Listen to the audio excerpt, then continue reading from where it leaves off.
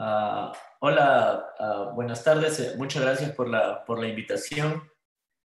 Ah, Hoy día les voy a hablar sobre un tema un poco difícil, ¿no? Que constituye un reto para el gastroenterólogo, para el especialista en enfermedad inflamatoria intestinal, y es lo que es la reservoritis y la enfermedad de Crohn del reservorio.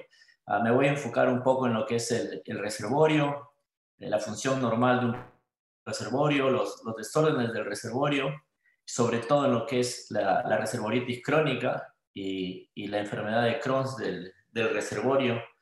Y les voy a hablar sobre el tratamiento de estas enfermedades y para terminar con un algoritmo terapéutico. Bueno, esta cirugía, ¿no? La coloproctectomía con reservorio ileal y anastomosis ilioanal, fue publicada o descrita por primera vez por Alan Parks. Eso fue en Londres y fue publicado en el British Medical Journal en 1978. Y esta cirugía que básicamente consiste en hacer un nuevo recto, un nuevo reservorio a base de ilio, constituye una alternativa a lo que es la ileostomía definitiva o a la anastomosis iliorectal que se venía haciendo. ¿Y cuáles son las indicaciones de esta cirugía? Pues son la poliposis adenomatosa familiar, donde se remueve el colon y se hace un reservorio ileal. También lo es la colitis ulcerosa, que es refractaria al tratamiento médico. Esa colitis ulcerosa que a pesar de múltiples tratamientos con diferentes biológicos, sigue afectando la calidad de vida del paciente y dando síntomas. Otra indicación es aquella colitis ulcerosa de larga data donde se desarrolla displasia multifocal o displasia de alto grado con neoplasia de colon, donde se decide remover el colon también. Y también hay otra indicación, aunque no es tan popular, es la posibilidad de ofrecer esta cirugía a pacientes con Crohn que está afectando el colon, pero que no tiene una historia pasada o presente de compromiso del intestino delgado o de enfermedad perianal. Esta cirugía también se ofrece a pacientes muy seleccionados con esta patología. Hay distintos tipos de configuraciones del reservorio, cada una con sus propias ventajas y desventajas desde el punto de vista de la técnica quirúrgica, así como de las complicaciones. Pero la más común y la que se hace más comúnmente es la primera, el reservorio en forma de J, debido a que es técnicamente más sencilla y rápida para el cirujano y con buenos resultados funcionales a largo plazo, como lo vamos a ver posteriormente. En esta figura yo les quiero enseñar lo que es la anatomía del reservorio en forma de J, la anatomía normal. Si vamos de abajo hacia arriba, encontramos el ano, la línea dentada, luego un manguito rectal residual que siempre queda después de la proctocolectomía. Luego viene la anastomosis con el reservorio ileal. Esta parte se llama el cuerpo del reservorio. Esta es la asa aferente, que tiene un fondo ciego, que se llama la punta del reservorio o la punta de la J. Luego tenemos aquí otra asa, que es la asa aferente, que se continúa con todo lo que es el ilio. Y bueno, es muy importante reconocer estas partes, sobre todo porque nos va a permitir hacer una mejor descripción endoscópica y de dónde se encuentran las anormalidades, ya que esto puede orientar hacia un diagnóstico u otro. En cuanto a la anastomosis entre el reservorio ileal y, digamos, el ano, se puede hacer de dos formas. Se puede hacer con un stapler, donde siempre nos queda un poco de tejido rectal residual, unos pocos centímetros, que va a estar, digamos, propenso a desarrollar una inflamación del CAF, ¿no? O del manquito rectal, que se llama cafitis. Y la otra forma de hacer la anastomosis es, digamos, de forma anual y manual y con suturas aquí entre el reservorio ileal y el ano. Y esta forma de anastomosis, de hacerlo de esta forma, también nos permite hacer una mucosectomía, remover toda la mucosa del recto.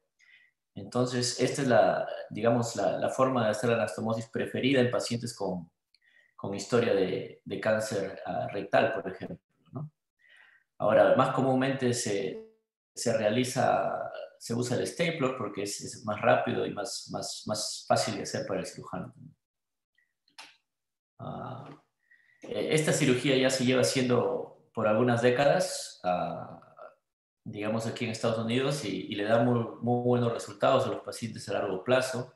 Estos resultados funcionales en distintos puntos del tiempo vienen de una base de datos hecha en la clínica Mayo, ¿no? Una base de datos prospectiva donde de tiempo en tiempo a los pacientes se les ha enviado una encuesta para preguntarles cómo van, para que reporten sus síntomas y qué problemas tienen.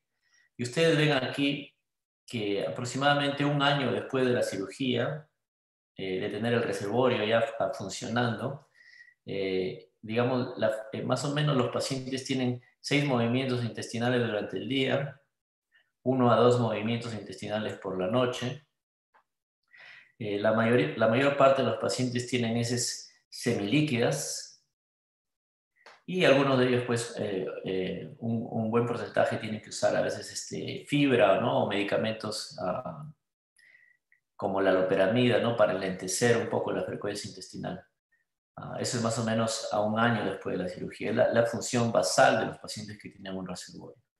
Ahora, se ve que a lo largo del tiempo, la función intestinal, incluso a los 30 años, se mantiene de una forma aceptable también. Cuando se ha hecho estas encuestas de estos pacientes, ha habido un grado alto de satisfacción y muchos de ellos han dicho, ¿no? que ellos se volverían a someter a este tipo de cirugía.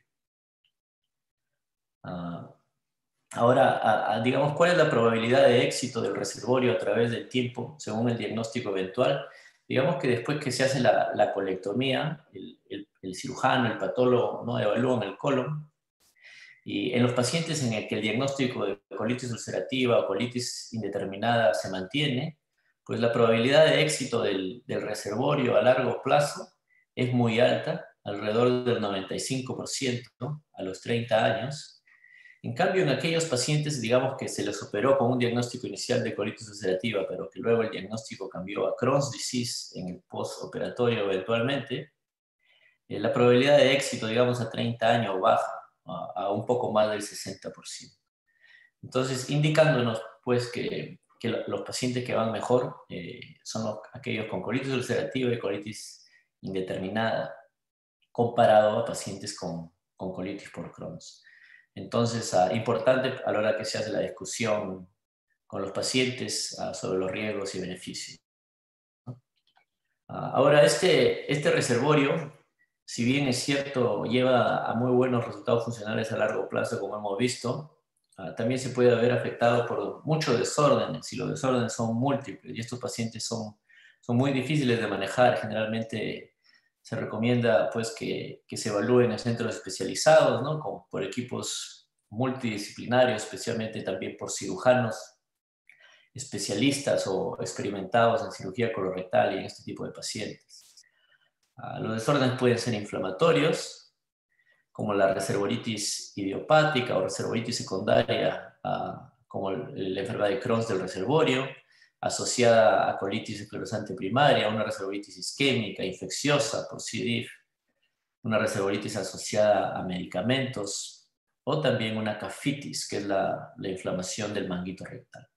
Además de estos desórdenes inflamatorios, también hay desórdenes mecánicos o quirúrgicos que nacen producto digamos, de un error técnico o un problema mecánico o un problema isquémico. También tenemos problemas funcionales como el síndrome del reservorio irritable, Y también tenemos pues problemas neoplásicos, ¿no? El reservorio y el manguito rectal se encuentran, tienen riesgo también de desarrollar neoplasia en el futuro, por eso es que se hace un seguimiento en estos pacientes. Hoy día lo vamos a enfocar lo que es la reservoritis idiopática y la enfermedad de Crohn del reservorio. Quisiera empezar con las definiciones. ¿Qué es la reservoritis?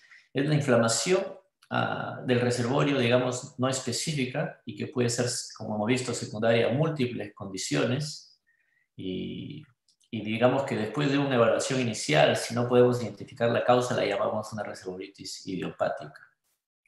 Y esta reservoritis se puede clasificar de distintas maneras según la variable de interés, ¿no? Según la duración, según su respuesta a antibióticos, etc. Y por otro lado, tenemos la enfermedad tipo Crohn del reservorio, que es un desorden, una patología del reservorio y que tiene unas características muy semejantes en la enfermedad de Crohn. Y esta enfermedad puede ser debido a una verdadera enfermedad de Crohn, a una verdadera enfermedad de Crohn del reservorio, o puede ser resultado de complicaciones quirúrgicas y mecánicas, con fístulas, estenosis y abscesos, pero que en este caso serían a una complicación quirúrgica. Es muy importante diferenciar entre es muy importante y a veces es difícil diferenciar entre una enfermedad de Crohn del reservorio y un problema mecánico quirúrgico. Como les decía, la reservoritis se puede clasificar de distintas formas. Digamos, esto es lo que más, esta clasificación es muy práctica en lo que es la parte clínica. Tenemos la reservoritis aguda, que es cuando los síntomas tienen una duración menor o igual a 4 semanas. Una reservoritis crónica, cuando la duración de los síntomas es mayor a 4 semanas. Una reservoritis con respuesta a antibióticos, quiere decir aquella donde hay una respuesta sintomática a un curso de 2 semanas de un antibiótico único. Y generalmente estos pacientes pues sufren de menos a 4 episodios al año. Luego tenemos aquellos pacientes con reservoritis que es dependiente de antibióticos, que requieren estar tomando los antibióticos de forma continua, muy frecuente, para mantener la remisión de los síntomas. Y en estos casos, pues los episodios generalmente son mayores de 4 episodios al año o de forma continua. Y tenemos aquella reservoritis refractaria a antibióticos, donde el paciente simplemente no responde a un curso de 4 semanas de antibióticos. Es importante mencionar estas definiciones, ya que si ustedes van a la literatura o a los distintos estudios, muchas veces no ha habido, las definiciones que se han usado son distintas, entonces creo que es importante uniformizar. Un poco de epidemiología. La reservoritis, se sabe que 48%, la mitad de los pacientes con un reservorio, van a sufrir por lo menos un episodio de reservoritis dentro de los primeros 10 años después de la cirugía. Y un 80% de todos estos pacientes por lo menos van a tener un episodio de reservoritis después de 30 años de la cirugía. 5 a 20% de los pacientes con un episodio de reservoritis van a progresar a lo que hemos visto anteriormente, a una reservoritis crónica. En cuanto a enfermedad de Crohn del reservorio, se sabe que la mayoría de los pacientes van a desarrollar una enfermedad de Crohn de nuevo, ¿no? que va a aparecer después de la cirugía, ¿no? Y una minoría van a tener una enfermedad de Crohn preexistente, ¿no? que continúa después de la cirugía. La frecuencia acumulada de enfermedad de Crohn del reservorio se estima entre más o menos el 3 y el 13%, según las series que se evalúan. Ahora, ¿cómo hacemos el diagnóstico de los desórdenes del reservorio, especialmente de lo que es la reservoritis crónica y de la enfermedad de Crohn del reservorio? Pues contamos con la historia clínica, con exámenes de laboratorio. Importante descartar infecciones por C. diff. la endoscopía del reservorio, importantísima. Las imágenes, como la resonancia, la tomografía con enterografía, la resonancia de la pelvis y los exámenes con contraste varietado, ¿no? Todos estos de forma conjunta nos permiten hacer un diagnóstico correcto. También existen estudios de motilidad funcionales, pero esto digamos que se dejan más en aquellos pacientes con una sospecha específica de un desorden funcional o evacuatorio, ¿no? Se cree que es importante, por ejemplo, en la historia clínica, que si los problemas empezaron rápidamente después de la cirugía o el paciente nunca se sintió bien después de la cirugía, entonces es un problema mecánico o quirúrgico. Cuando el paciente le fue muy bien después de la cirugía, pero con el transcurso de los años desarrollan síntomas, pues obedece más a un problema médico. En cuanto a la endoscopía del reservorio, es importante realizar un examen completo, tomar fotografías, describir todo lo que se vea. Aquí tenemos lo que es digamos, la conexión del reservorio y el ano con la línea dentada aquí. Aquí tenemos el cuerpo del reservorio con estos ojos de búho, ¿no? Uno lleva la conexión, la anastomosis en el medio, y en un lado tenemos la asa ciega o asa aferente, que termina aquí en la punta de la J, y el otro es la asa eferente, y aquí la asa aferente, que se continúa con todo el ilium hacia arriba. Este es un pequeño video que va a demorar un minuto donde se muestra pues, un ejemplo de una endoscopía del reservorio. Ahí se identifica la anastomosis en el cuerpo del reservorio. Ahí se está yendo hacia lo que es el asa ciega o la punta de la J. Luego aquí el endoscopista entra hacia la otra asa, hacia la asa aferente, que se continúa con todo lo que es el ilium. Importante llegar lo más proximal que se pueda, ¿no? Sobre todo cuando se ven úlceras arriba, ¿no? Que pueden indicar una enfermedad de Crohn del reservorio.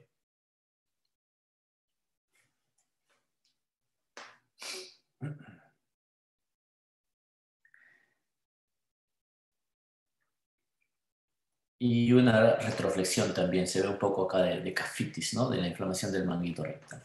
Muy bien.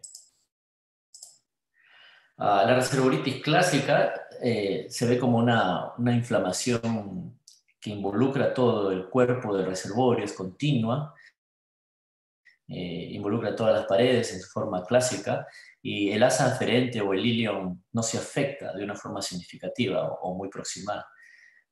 La cafitis o la inflamación del manguito rectal es una inflamación limitada solamente a lo que es el manguito rectal, ¿no? A esos 2-3 centímetros que quedan a veces después de la cirugía. Hay otras patologías también común cuando se hace endoscopía de estos pacientes. Por ejemplo, aquí úlceras limitadas en el pre-pouch ilium, ¿no? En el pouch inlet que va hacia el reservorio, hacia arriba, es una úlcera, se cree que es isquémica. También es común ver estas úlceras lineales en la anastomosis del cuerpo, también se cree que es isquémica.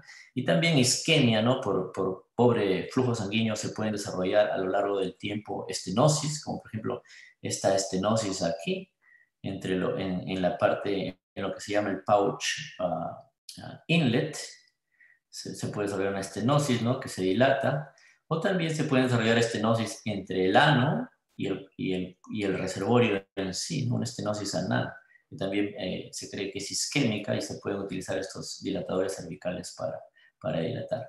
Importante mencionar dónde se encuentran estas úlceras, estas estenosis y estos problemas para diferenciar, ¿no? Una causa isquémica de un Crohn's disease, ¿no? Ya que la localización y la distribución de estas úlceras, de estas anormalidades, nos va a sugerir un diagnóstico u otro.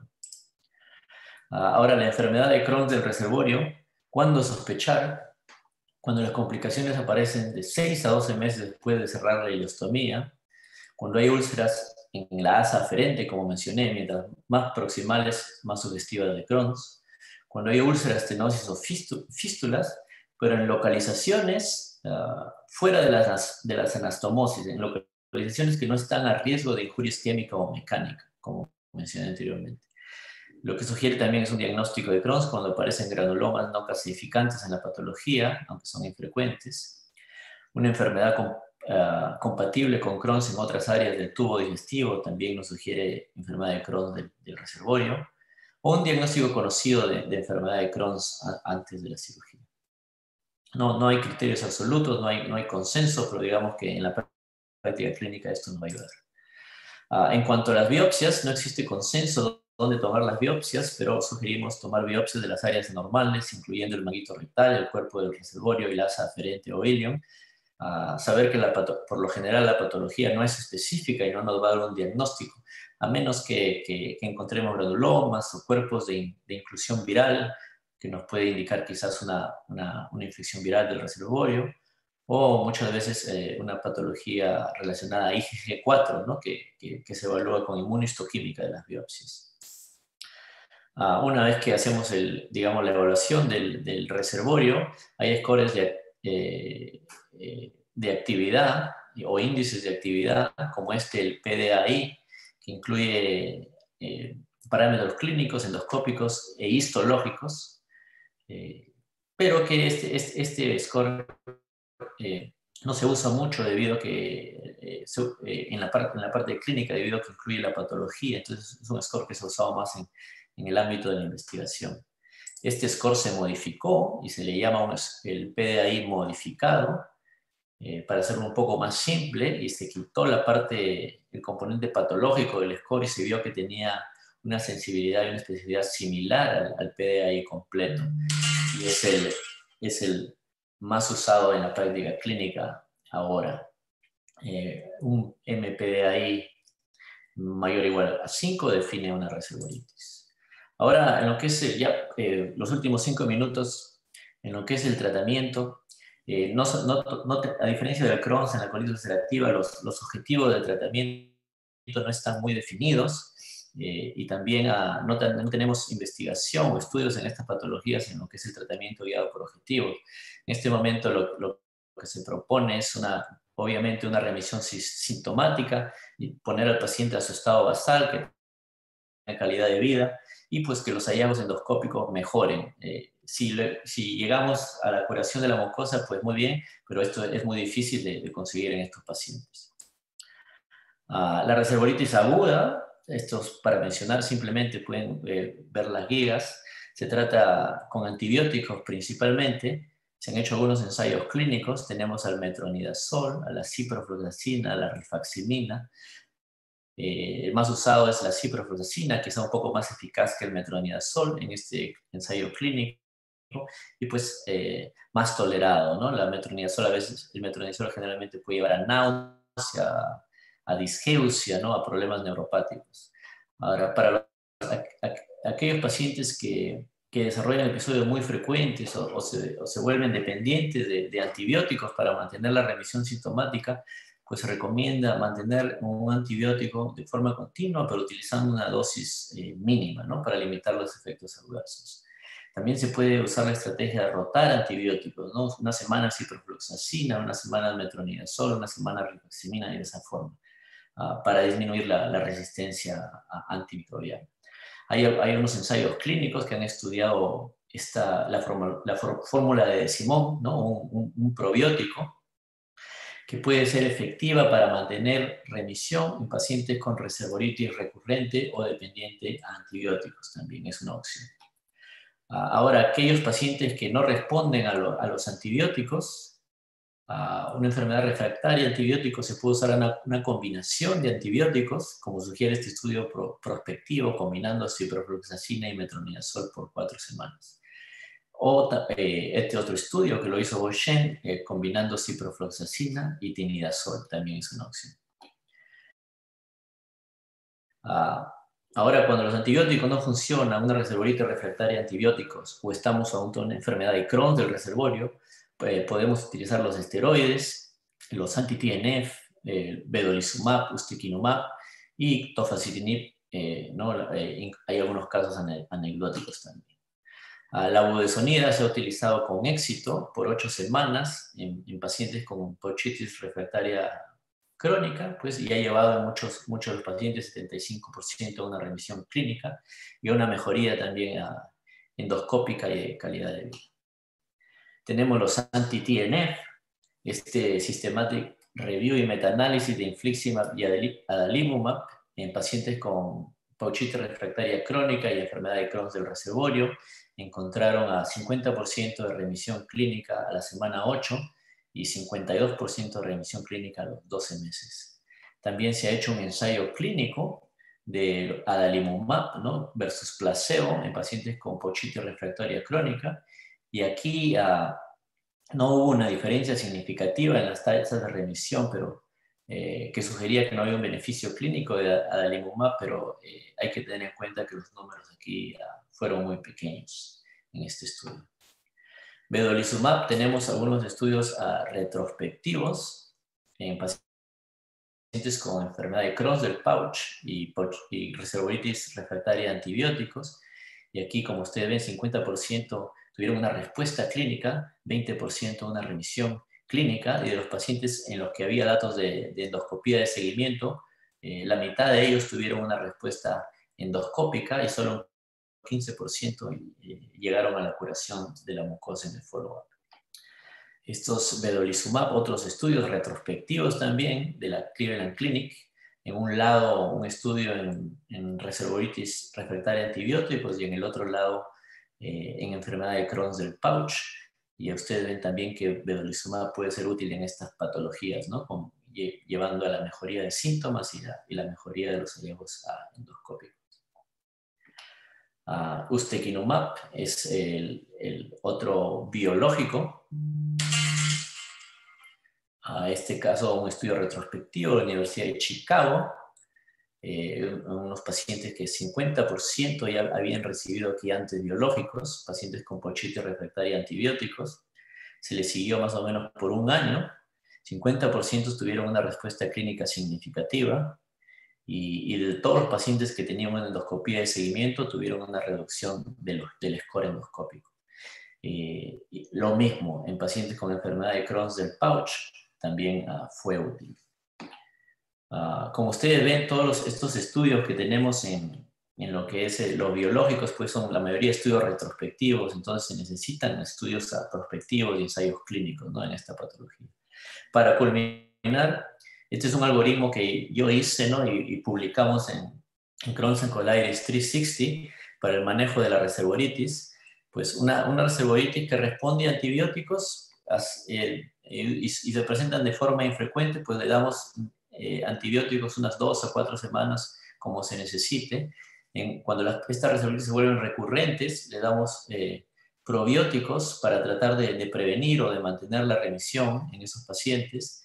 Cuando ya la reservoritis se vuelve dependiente de antibióticos, tratamos de utilizar un antibiótico con la dosis mínima eficaz, o tratamos de rotar antibióticos, o también damos antibióticos no absorbibles como la rifaximirina.